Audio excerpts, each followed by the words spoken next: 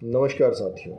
भगत सिंह भारतीय स्वतंत्रता संग्राम के सबसे प्रभावशाली और विचारशील क्रांतिकारियों में से एक थे। उनका जीवन देशभक्ति, साहस, बलिदान और विचारधारा का प्रतीक रहा है। फांसी से ठीक एक दिन पहले 22 मार्च को उन्होंने अपने साथियों के नाम एक पत्र लिखा, जो न केवल उनके विचारों का सार है, बल्कि आने वाली पीढ़ियों के लिए भी एक प्रेरणा पत्र है।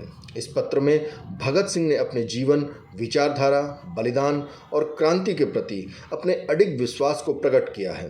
उन्होंने यह स्पष्ट किया है कि वह जीना तो चाहते हैं, लेकिन उनके लिए एक क्रांतिकारी की तरह मरना एक कैदी की तरह जीने से कहीं अधिक सम्मानजनक है। उन्होंने इस पत्र के माध्यम से यह भी बताया कि उनका बलिदान क्रांति की ज्वाला को और अधिक प्रज्वलित करेगा।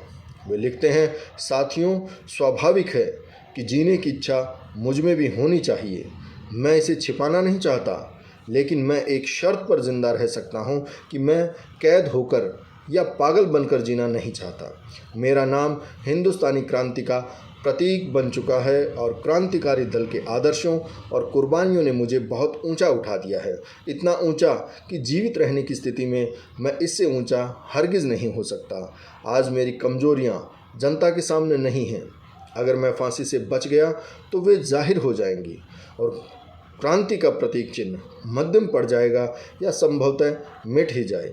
लेकिन दिलेराना ढंग से हंसते हंसते मेरे फांसी चढ़ने की सूरत में हिंदुस्तानी माताएं अपने बच्चों को भगत सिंह बनाने की आरजू किया करेंगी और देश की आज़ादी के लिए कुर्बानी देने वालों की तादाद इतनी बढ़ जाएगी कि क्रांति को रोकना साम्राज्यवाद और तमाम शोषण शक्तियों के लिए नामुमकिन हो जाएगा।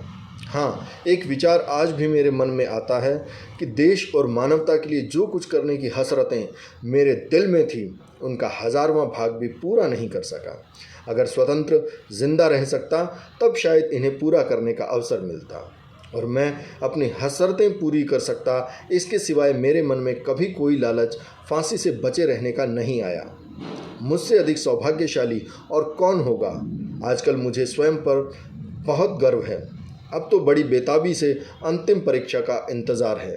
कामना है कि यह और नज़दीक आ जाए। आपका साथी भगत सिंह। धन्यवाद साथियों।